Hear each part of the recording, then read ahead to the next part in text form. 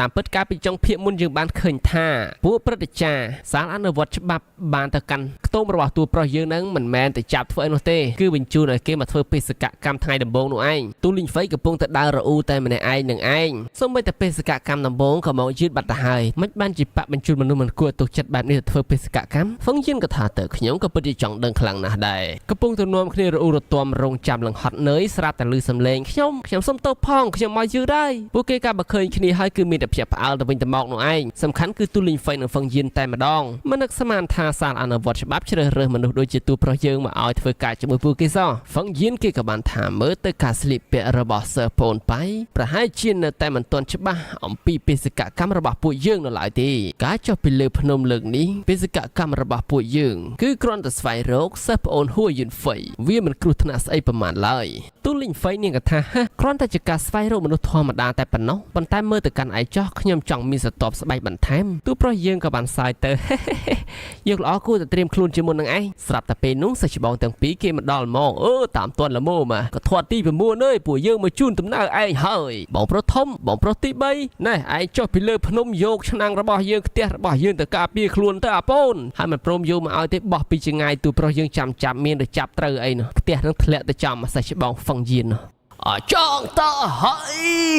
យបន្តមកទៀតអាបងគេឲ្យអាប្អូនគេរុញសិស្សច្បងខ្ញុំមិនយកទេណែយកទៅអានេះផ្ទះធំរបស់យើងណាយើងមានក្បួនការពារនៅនឹងស្រាប់ហើយឯងទុកការពារខ្លួនទៅអាប្អូនថាមិនយកអាបងនៅតែបង្ខំនឹងឯងរុញចុះរុញឡើងសិស្សច្បងធំខ្ញុំអត់ត្រូវការទេទោះបីជាខ្ញុំត្រូវការបើមើលរៀងខ្ញុំទៅតែខ្ញុំអាចយកផ្ទះបងបានទេផ្ទះប៉ុណ្ណានៅហ្នឹងនិយាយចឹងក៏ត្រូវដែរក៏ធាត់ទី9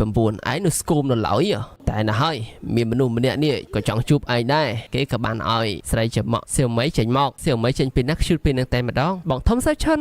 ស្រីតូចច្មីបងដឹងតែឯងច្បាស់ជាចុះមកជួបដំណើរបងត្រូវឲ្យបងប្រុសធំនេះខ្ញុំបានធ្វើនំជាច្រើនស្រាប់បងយកញ៉ាំតាមផ្លូវមែនហើយត្រូវហើយនេះបងត្រូវតែមានវាពេលដែលបងនៅឆ្ងាយពីផ្ទះគឺត្រូវតែប្រើប្រាស់វាខ្ញុំថែមទាំងយកថ្នាំមួយចំនួនឲ្យបងផងដែរណាហើយអានេះទៀ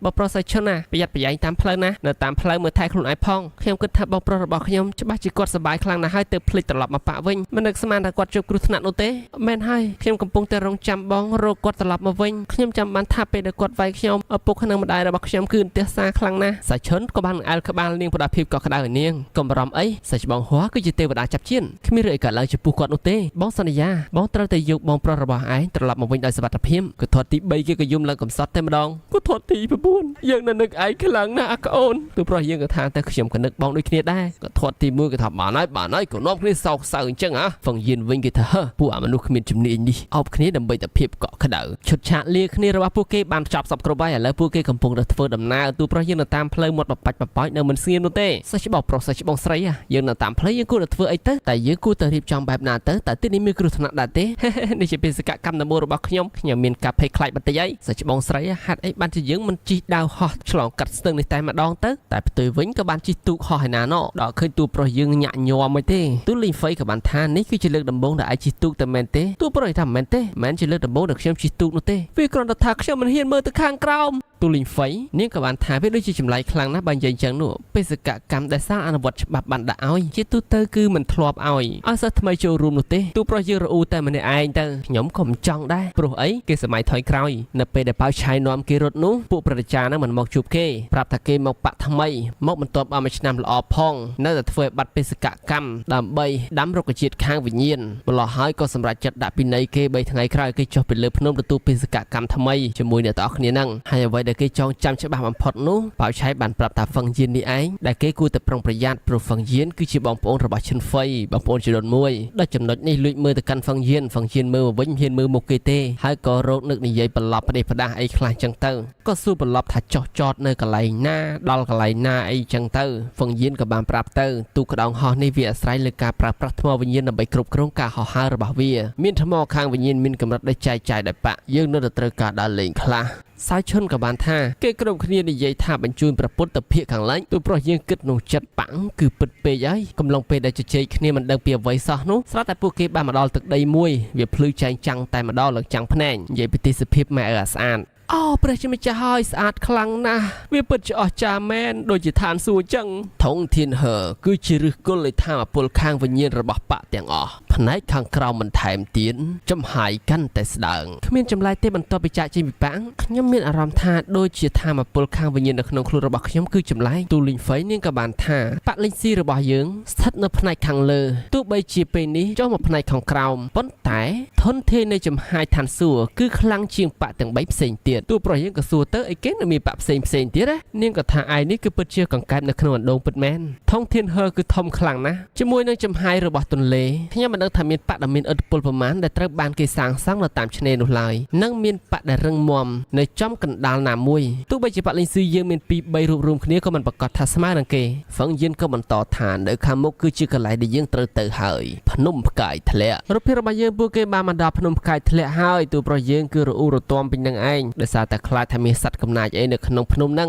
យើងគួរតែចាំចុះពេលព្រឹកទៅសាច់ច្បងហ្វឹងខ្ញុំខ្លាចតែមានសត្វកំណាចនៅលើភ្នំផ្កាយធ្លាក់នេះទេតោះយើងឡើងជិះទូកហោះវិញទៅហ្វឹងយិនក៏ថាបើឯងមានថ្មវិញ្ញាណគ្រប់គ្រាន់ខ្ញុំមិនថាអីនោះទេភ្នំផ្កាយធ្លាក់នេះវាជាតំបន់ព្រំដែននៃឥទ្ធិពលរបស់ប៉ាលីងស៊ីរបស់យើងហើយមកខាងទៀតនៃភ្នំវាជាវិសាលភាពនៃប៉ាស៊ីស៊ីដែលដើរផ្លូវបិសាចទូប្រុសយើងក៏បានថាអីគេប៉ាបិសាចបឺតឈាមហ្នឹងអីភ្លាមនោះឮសំឡេងអីម្យ៉ាងគេក៏បានបង្ហាញការភ័យខ្លាចទូប្រុសរបស់យើងអោបសាច់ច្បងទូតែម្ដងនាងក៏បានថាណែបើខ្លាចទៅចាំនៅកំពូលភ្នំទៅទូប្រុសយើងថាអីទេស្រាប់តែនាងក៏ថាអូស្អីគេគាត់យើងប្រកាច់ទៅដល់ណាបាត់ក្រាបដូចញីចឹងនាងក៏បានថាកំសាកមែនទូប្រុសយើងក៏ថាបន្លាចមនុស្សនៅចំពេលនេះពិតជាអត់ដឹងពេលវេលាសោះខ្ញុំបៃសាច់ឈុនគ្រាន់តែជាមនុស្សប្រកែកប្រុងប្រយ័ត្នតែប៉ុណ្ណោះមិនមែនកំសាកនោះទេភ្លាមនោះបានឃើញផ្កាអ្វីម្យ៉ាងកំពុងតែរីកខុសទំនងសាច់ឈុនយើងខំឆ្ងោកទៅមើលទូលីងហ្វៃក៏បានស្រែកថាប្រយ័ត្នផងទៅគេដកក្បាលចេញមកវិញប៊ីផ្កានឹងតបាក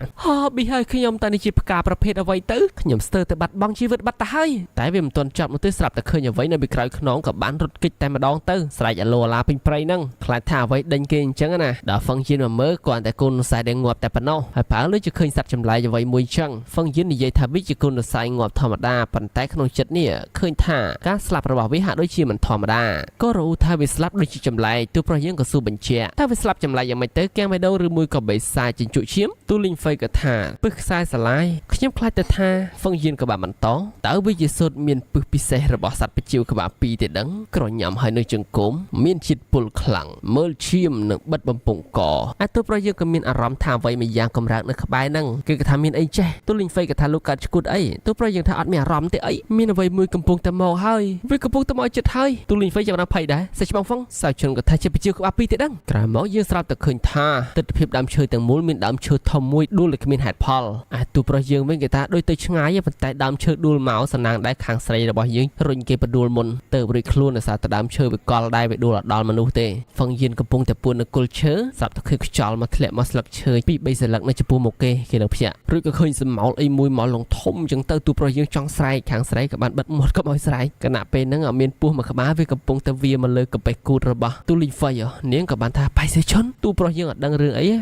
មានរឿងអីនាងក៏ថាឯងនៅធ្វើពុតទៀតអីហើយពស់កំពុងតែវាមកស្មារបស់នាងស្មាទូប្រុសយើងអែលស្មាផ្ទុយទៅវិញបៃសេឈុនយើងក៏ចាំបាច់កពស់នឹងឆ្វាច់យកដៃបិទមាត់នាងវិញម្ដងឃើញអញ្ចឹងនាងក៏សួរចេះឯងខ្លាចពស់ទេអីទូប្រុសយើងឆ្លើយវិញចេះខ្ញុំនៅជាមួយពួកវាទាំងយប់ទាំងថ្ងៃហើយដូច្នេះហើយខ្ញុំក៏ទម្លាប់ចេះតែថាទៅតាមពិតគ្នាខ្លាចអាយៈនោះនៅទាំងអស់គ្នាជើងវាលំធំមកនៅទាំងអស់គ្នាឥឡូវយើងឃើញវាលើកចេញទៅដឹងថានឹងជើងយៈអេដមីនមើលដំបងអត់ដឹងថាជាស្អីនោះទេអត់ដឹងថាជើងផងដល់តែវាដើរផុតហើយទើបមានអារម្មណ៍សុវត្ថិភាពប៉ុន្តែភ្លាមនោះសុវត្ថិភាពមិនទាន់បានចាប់សពគ្រប់ទេដើមឈើដ៏ធំមិញហ្នឹងអាមេឃឈើវាកលឥឡូវវាបាក់មេឃឈើមិនដើមឈើអាលំលើសំណាដើមឈើវាស្កត់ពីលើមើលមុខគ្នាខ្សឹបដាក់គ្នាទៀតខាងប្រុសគេថានៅឲ្យស្ងាត់បន្តិចខាងស្រីគេថាកុំសម្លឹងខ្ញុំបិទភ្នែកទៅខាងប្រុសគេថាហេតុអ្វីខ្សឹបខ្សៀវច្រើនពេកឃើញម្រាមពីរខ្វាមេឃឈើនឹងចេញវិញបារ៉ាទូប្រុសយើងវារយយើងឃើញហើយតែសំណាងដែរពុះវាចេញពីកន្លែងហ្នឹងអ្នកនរគ្នាដល់ចេះវាគិតថាជាពុះឲ្យសំលេងហ្នឹងវាក៏ទម្លាក់ដើមឈើហ្នឹងវិញទៅចង់និយាយថាធំមែនទែនណាគ្រាន់តែជើងវាដើរយើងឃើញអ្នកនរគ្នាអើយធំជាងហ្វឹងយៀនទៀតគាត់ជើងមួយដើរឡើងរង្គើព្រៃហើយអ្នកនរគ្នាបាក់សៃអីវាកំពុងតែដេកហ្នឹងគឺថាហើព្រាតតលទៅវាទៅផុតស្ងាត់ហើយទៅទូប្រុសយើងថាទៅហើយមែនទេចំអាហ្នឹងសัตว์ចម្លែកស្អីធំហ៎ហ្វឹងយៀនក៏បានប្រាប់ទៅហ្វឹងរ៉ាន់តាអ៊ូខ្ញុំខ្លាចថាមានអ្នកបឹកហាត់យុទ្ធសាស្ត្រអាណាចក្រលើសពីកសាងគ្រឹះទូលីងហ្វៃក៏ថាខ្ញុំខ្លាចថាបើយើងត្រូវបានរកឃើញនៅវានោះយើងទៅបីច្បាស់ជាស្លាប់ជាមិនខានទេផ្សាយឈុនយើងក៏បានថាអូយអាសត្វបិសាចធំបែបហ្នឹងវាគួរតែមានតែមួយទេនៅក្នុងព្រៃនេះតើត្រូវដែរទេហ្វឹងយៀនក៏បានចាប់ស្មាគេនៅក្នុងទន្លេបុរាណនេះរបស់អស្ចារ្យដែលចម្លែកនោះគឺមិនខ្វះនោះទេជាធម្មតាគឺមានរបស់ដែលគួរឲ្យខ្លាចជាងនេះច្រើនណាស់មិនហើយខ្លាចហើយមែនទេ